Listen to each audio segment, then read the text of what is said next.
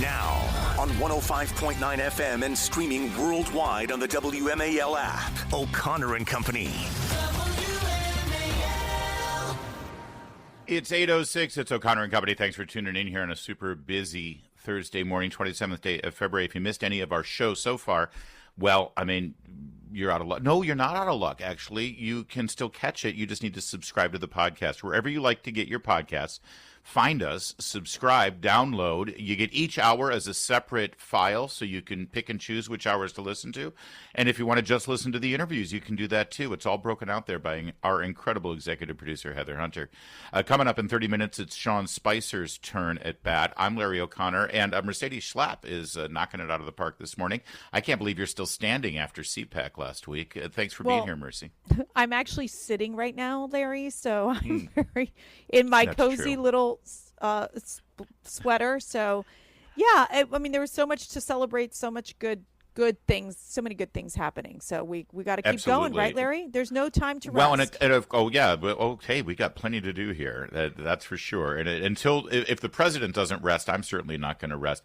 KT McFarland was also all over CPAC last week. There was definitely an international flair, lots of issues with foreign relations, diplomacy, and national security. She, of course, a former deputy national security advisor under President Trump and author of the book Revolution. KT, always good to talk with you. Thanks for being here. Well, thank you. And I really give a big shout out to Mercedes and Matt Schlapp for an amazing CPAC for the Ages. Huge international presentation. And surprisingly, all of these young libertarian tech people came. It's cool. Yeah. Well, they were just there to see Elon, let's face it. KT makes it even cooler as one of our great CPAC board members. So we're blessed to have you as you were I think you were working every single day. It was so busy with all of the foreign leaders that joined CPAC. It was remarkable. Well, it really shows you that the conservative vibe shift in the United States is happening all over the world. And that's why they all came to CPAC, to experience that and to figure out how they're going to do it in their own countries. Well, and of course, there was a lot of talk on the main stage, KT, about President Trump's recent remarks about Ukraine, about Russia, the mainstream media narrative that Trump is siding with Putin and giving him everything he wants and throwing Ukraine under the bus. And yesterday at the cabinet meeting, Trump made this announcement to the media about Zelensky and Ukraine. Take a listen. We're doing very well with Russia, Ukraine. President Zelensky is going to be coming on Friday. That's now confirmed, and we're going to be signing an agreement, which will be a very big agreement. And I want to thank Howard and Scott for the job you guys did in putting it together. You really did an amazing job. So tomorrow there's going to be a signing ceremony at the White House with President Zelensky over these rare earth mineral rights that the U.S. is going to participate in. How does this move things forward with regard to the peace deal with Russia? Oh, I think it's the key. A month ago, Ukraine was an unwinnable war, and the only conversation anybody was having was, can America continue to give, $100 billion to Ukraine, not to win, but just to keep fighting, to prevent Putin from, quote, winning. And so it was like a hopeless, another forever war. Everybody was going to lose. Nobody was going to win. Everybody was going to die. So what did President Trump do? He flipped the script. And because Ukraine has, especially in the eastern part of Ukraine, has rare earth minerals, that's like lithium, titanium, all the stuff you need for defense equipment and modern technology, your computer, everything else. We don't have that kind of stuff. We don't have those rare earth minerals. China has like 80% of the world's supply. So President Trump is signing an amazing, historic, $1 trillion deal probably with Ukraine to develop their rare earth minerals, which are not yet developed. And that will put a lot of Americans in Ukraine. That'll put a lot of Americans on the ground in Ukraine. It'll be thousands of American engineers and miners and project managers and probably bankers and lawyers to develop this extraordinary research and to this amazing technology. It's going to take a while. It's going to take years. But it's going to be a big boost to the Ukraine economy. It's going to turn them from devastation to prosperity. It's going to be great for American national security because we get access to something we desperately need.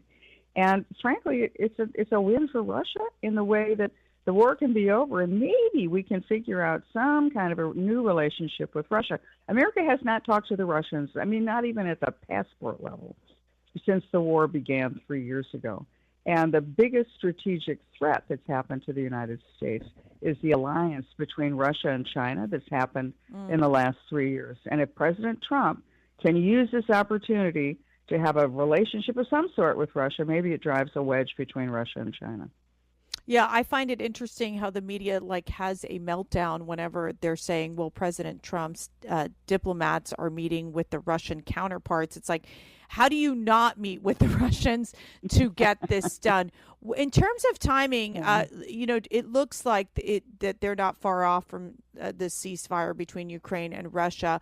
Obviously, there's going to be very complicated terms, meaning, we're not going to go back to the Ukrainians getting all the land that Russia has taken. Where do you think this all ends up? What would you define as successful in terms of getting to this point that this war ends? Well, some kind of a guarantee, implicit or otherwise, that Ukraine's security remains, that it remains a nation, a national entity. Now, the Brits and the French want to put boots on the ground. President Trump has said, no, we're putting American engineers on the ground. We're offering them economic security, and implicit in that is that no Russian president is going to send Russian troops to kill thousands of Americans on their way to Kyiv. It's just not going to happen. So that gives Ukraine the security it needs. Now, what would a final deal look like? Would they be frozen in place? Would maybe they swap some land that Russia took from Ukraine and Ukraine took from Russia? I mean, those are kind of details that don't matter as much as the bigger picture. And I think that the success for the United States is that President Trump, he's playing a global game. It's not just all about Ukraine. When the Europeans talk about it and the lamestream media criticizes Trump, they're all thinking about a Ukraine-centric game. He's looking at the bigger picture of America as a Pacific power.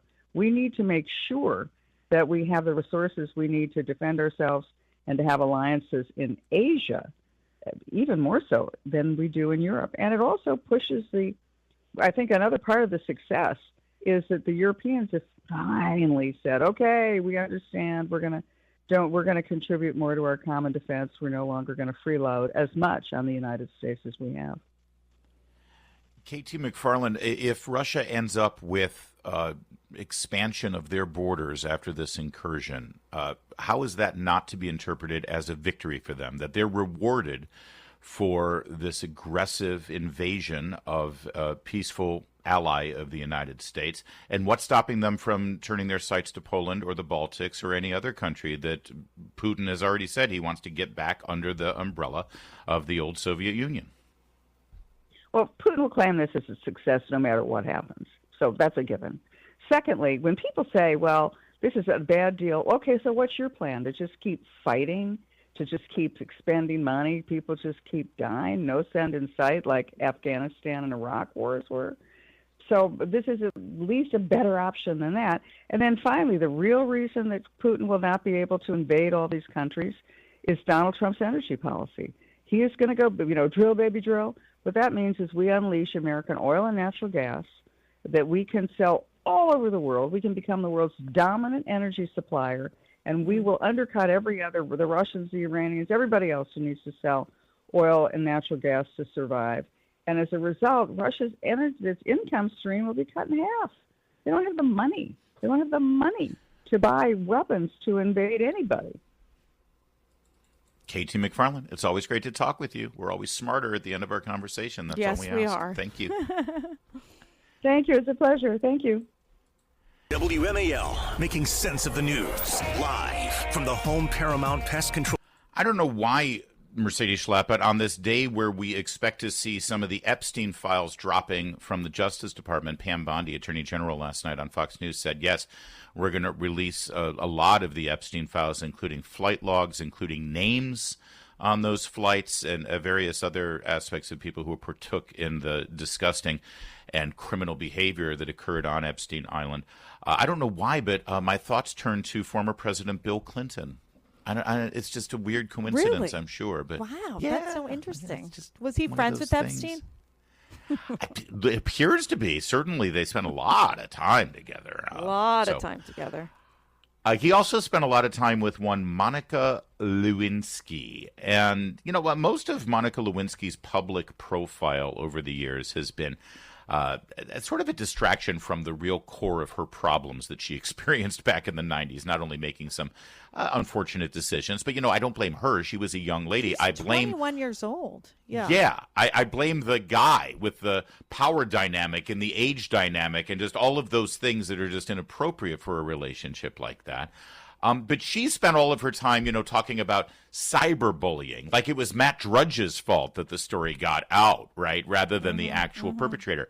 But something seems to have shifted with Monica Lewinsky. She gave an interview, and I think she finally gets it. This is on the Call Her Daddy podcast, by the way. You'll remember that from Kamala Harris's failed appearance to be normal and natural and real. Listen to this exchange about Bill Clinton. Listen. The right way to handle a situation like that would have been to probably say it was, nobody's business and to resign, or to find a way of staying in office that was not lying and not throwing a young person who was just starting out in the world under the bus.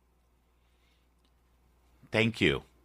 Thank you. I'm so sad it took her, so what, long. 30 years to get there? But think about how they covered up, like that Clinton White House, that Clinton campaign covered up for Bill Clinton. He was able to win re-election.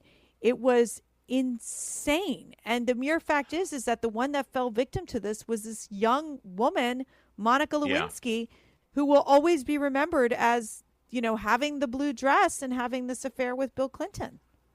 Well, I think the scandal hit after he got reelected, but but what it did do is affect Al Gore. Imagine if he had stepped down as a person with morals and ethics and dignity would have done. Al Gore would have become president, and he probably would have won election in 2000, which is ironic. But this statement from Monica Lewinsky, who's now 51 years old, completely normal, rational, wise. Where was she during the Hillary Clinton campaign in 2016? Well, she was supporting Hillary Clinton, of course. Oh, she was. One of the people who slimed her. Yeah. By the way, also in the podcast, she was asked by the podcast host, she says, did you ever consider changing your name so you could sort of drift into obscurity and not be sort of this icon of this scandal? Her name became a verb, a tawdry verb for a sexual behavior. And it's funny, her answer was very interesting. She said, I didn't want to change my name. Why should I have to change my name? Nobody ever asked Bill Clinton if he would change his name, right? Why should I be the one who is shamed and he gets to be, Bill Clinton making millions of dollars and celebrated everywhere? And she has a point. Yeah. Yeah. And he's still relevant in the party. I mean, losing relevance, but still has been relevant in the party for so long. Oh, let me tell you something. You're a Democrat and you're running for office. You have a very short list of huge names you bring to your district or to your state to be for a fundraiser. Bill Clinton is on that list. He is still honored and celebrated and treasured by the party that embraces #MeToo, DEI, men are predators, toxic masculinity. Yeah. And he's never, ever, ever, ever paid any kind of price for what he did. But, never. Maybe Monica Lewinsky. Oh, we got one more. It's a long one, though. I'm sorry. I'm just seeing it now. Well, we don't have time. We can get through a little bit of it. Let's listen a little bit more of Monica Lewinsky here.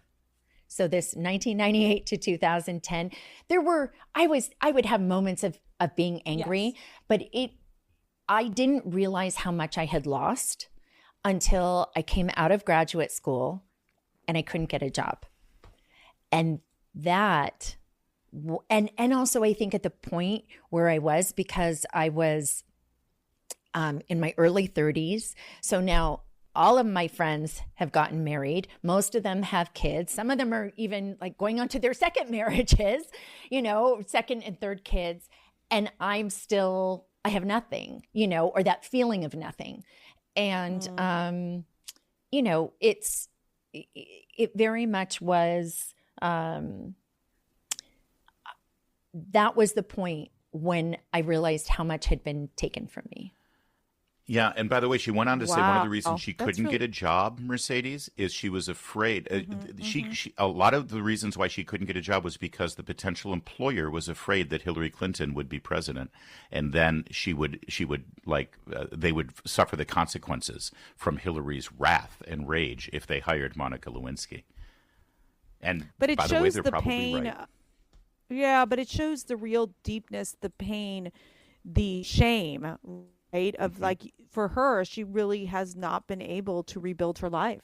I mean, her life was ruined forever. Now, she made a horrible decision. She was a young girl, though, in the hands of this sexual predator. I mean, it's pretty awful. That's right. It's really awful. Yeah, and it's about time she spoke publicly in very real terms about it. Bill Clinton was the bad guy there. Now, on 105.9 FM and streaming worldwide on the WMAL app, O'Connor and Company.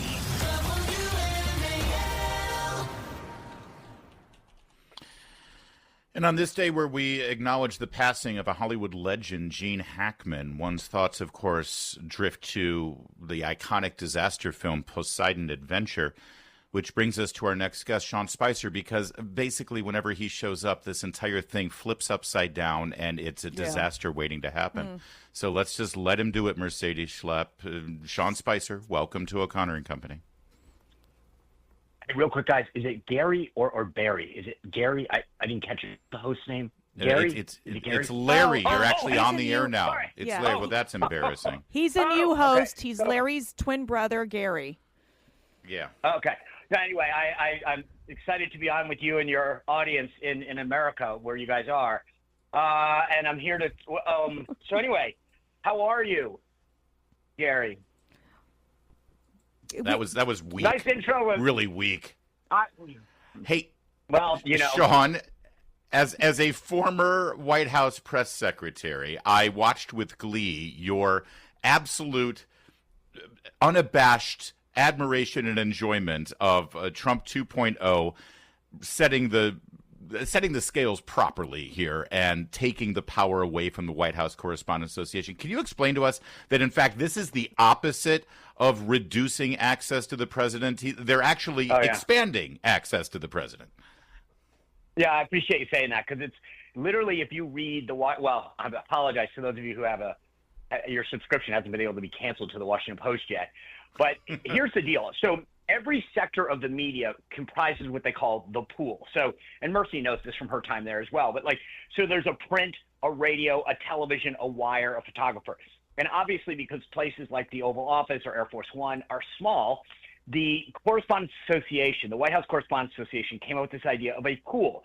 So they rotate. So like on the TV part, you have ABC, NBC, CBS, Fox, and they rotate. And every day they go in to a smaller event, like in the Oval Office or the Associated Press or the or Air Force One or whatever, and for their colleagues capture it. So the idea is you're not necessarily technically at that moment working for NBC. You're working on behalf of the entire pool. So you take photos or you write down what happened, and then you disseminate it to the pool, because not everyone can obviously fit in the office. So what the White House announced yesterday is and here's the kicker. This is the important part for people to understand. The White House Correspondents Association restricts who can join it. So, for example, in all honesty, I think probably WMAL could, because of how it's structured or whatever, but the Sean Spicer show could not join the WHCA. Yeah. So therefore, I would be kept out of it. So what the White House announced. Why, Sean? Why would you not be able to be part of it? Because they have strict limits on who qualifies, your ownership, the transparency you have in the funding source. So, for example, my show is privately held. I own the IP so they determined the criteria, and it goes to ownership, funding, proximity. all sorts of things. I've tried to apply when I actually went to Newsmax, Mercy, where you still appear all the time. I wanted to join it. I was like, okay, let's do it. And they rejected my membership. So the point in saying this is that, so what I think is hysterical in this is that what Caroline and the White House press office did was expand coverage. So they said, we'll now have 2 broadcast providers. We'll have a new media person. So yesterday, it was The Blaze.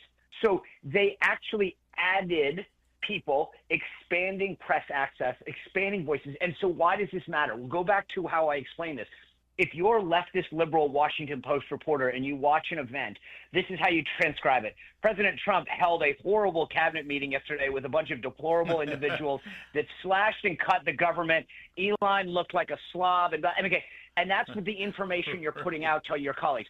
So now you've added another person that could say, wow, President Trump had a cabinet meeting yesterday where he continued to follow through on the promises made to the American people, focusing on the debt by reducing outlays of the federal. So you're getting a different perspective. And the problem is, and this gets back to the why, because the White House Correspondents Association wants to restrict what you see, read, and hear. And by expanding coverage and allowing more voices into it, what the White House is doing is calling their bluff. And it's absolutely beautiful. Let me ask you, though, the White House Correspondents Association, how do you think, are they able to do anything, or is they just have to accept the fact that this is just the new reality? Well, it's a new reality. It's a new reality. What can you do? So this is the other thing. They think that they own that briefing room. They assign the seats. They determine the protocols. Mercy, when I was White House press secretary, I had this meeting with them, with our team, and they said, here's how it works. When your briefing starts, you will then, the first question, you will call on the Associated Press. Then you will go down the first row, which is ABC, NBC, The Washington Post, New York Times. Then if you so choose, then you could call on some of the other peons in the room. And then here's the kicker. When we feel as though your briefing has gone on long enough, the Associated Press reporter will say, thank you very much. And that signals the end of your briefing. I said, okay, got it. My first briefing on that Monday, I went in, and the first question I called on was Daniel Halper, the New York Post. And you would think that everyone in the world was going to melt down because I didn't call on the AP Wow. Then, and I worked from the back of the room forward. Okay, same thing. I still called on them, but I expanded the number of voices in it. And then 45 minutes into the briefing, Julie Pace, who's now the head of the AP, then the White House reporter, said, thank you very much, Sean. And I looked down and said, no, thank you, Julie. I'm going to keep going for another 45 minutes. I'll let you know when I'm done. And this is the point. What the White House has done is continue to reassert authority over this. This is not their briefing room. This is not, the press doesn't determine this. They have expanded access. They've allowed more voices in. And if you truly are a champion of the First Amendment and a free press, then you should be applauding what they did yesterday. But it goes back to what I said, which is their real motives, which is they don't want you to hear what they are not dictating you hear. I think it's appalling what they're doing. And again, to your point, Larry, at the front of this, they don't want people to understand. So they lie and they say the White House is restricting whatever. It's not restricting, it's adding. Right. Sean Spicer's our guest. By the way, one more quick thing.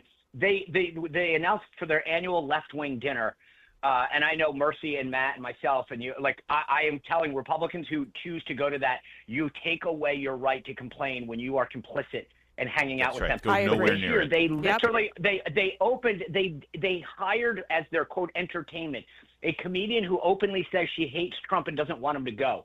What does that tell you about the Correspondents Association? Exactly. They could have hired Greg. Imagine if they had hired Greg Gutfeld, who is literally the highest-rated late-night talk show host in America today. That would have been brilliant, and it would have sent a signal. Yeah, and it would have been funny. Exactly. Right. This time it's Sean Spicer. I will tell you this. Tonight, Larry's on my show, and there's a little – I don't want to give it away. There's a little special surprise at the end. It's a little teaser. I know, everyone always looks forward to my continued mentorship of you. And today I'm going to show you a little love. And so tonight, 6 folks, go to YouTube and watch it on my channel. But I'm very nervous. What is that? You should be excited. I bring joy. And we have not. Well, we haven't pre-taped it yet. It's a pre-taped shot. What are you going to try to do? Make Larry cry or something? I'm very nervous, Sean. Let it go. Stop trying to make amends with Larry. We have a bit of a bromance. He looks to me the same way I look at JD Vance. I was going to say, would you pick JD Vance or would you pick Sean Spicer? If you had to save one person because they're on, they're both drowning, Larry, who would you pick? I mean, this is kind of awkward, but JD's a good swimmer. JD's a good swimmer. That's true. Yeah, you're in the Navy. You're in the Navy. We got to leave it there. Yes, watch the Sean Spicer show tonight. I'll be on. All right. You're welcome. You're welcome. I would save you. I would save you, Sean. Wait for me to thank you first, but yes, I appreciate being welcome. Please, It's 8:45. Thank you. WMAL traffic and weather every 10 minutes, first down to 5. JB Wynn. He's like, JD is a better swimmer than me. He's literally a Navy officer. Miss anything? Don't worry, we've got you covered. Get today's breaking news on the Vince Colonnese Show, weekdays 3 to 6, right here on WMAL. Rest in peace, Gene Hackman. Oh. Found out this morning that he, his wife, and his dog were found dead in a Santa Fe home, according to the sheriff, after they were asked to do a wellness check. He was 95 years old. He was suffering, I believe, from dementia and other aspects. There's no indication of foul play. His wife was in her 60s, about 20 years younger. I mean, I'm just trying to put the pieces together here. My hunch is that she was his caregiver. He was 95 and basically disabled at this time. And I'm guessing she suffered some kind of calamity, either a heart attack or maybe an accident. She couldn't get help. Yeah, she tragically passed away. How many and days then he passed before? away. How many days that they didn't check on them? I mean, the dog is dead. I mean, that takes a while. Good question. I mean, it looks like it's almost like a month or something. It's just insane to me. Like, wouldn't you have someone just kind of checking in, or even I don't know the neighbors? I think know it's you would think so bizarre. Yeah, it's a horrible way to go. Absolutely terrible. We'll hopefully get some more information. But the fact that the dog died too, and they say it's no foul play, tells you something. But my gosh, what a legend. And absolutely the passing of an era here. They don't make movies like Gene Hackman movies anymore, and they don't make actors like Gene Hackman anymore. One of the greatest. It's 8:52. That's a wrap, Mercedes. Thanks again. And again, congratulations on a triumphant CPAC. Thank you. Thanks for being part of it. Up next, it's Chris Plant. He is here. He is in studio, and he's raring to go. Raring, I tell you. Morning, kids. I love the Sean Spicer interview. That was a lot of fun in the White House press corps. And you open it up, to more people and diverse viewpoints. Remember, they used to pretend to love diversity, right? They just don't know what the word means. The word's confusing to them. Great stuff going on at the White House, and big, it was a cabinet meeting come press conference, and boy, was it. It was a ton of fun, wasn't it? And, yeah.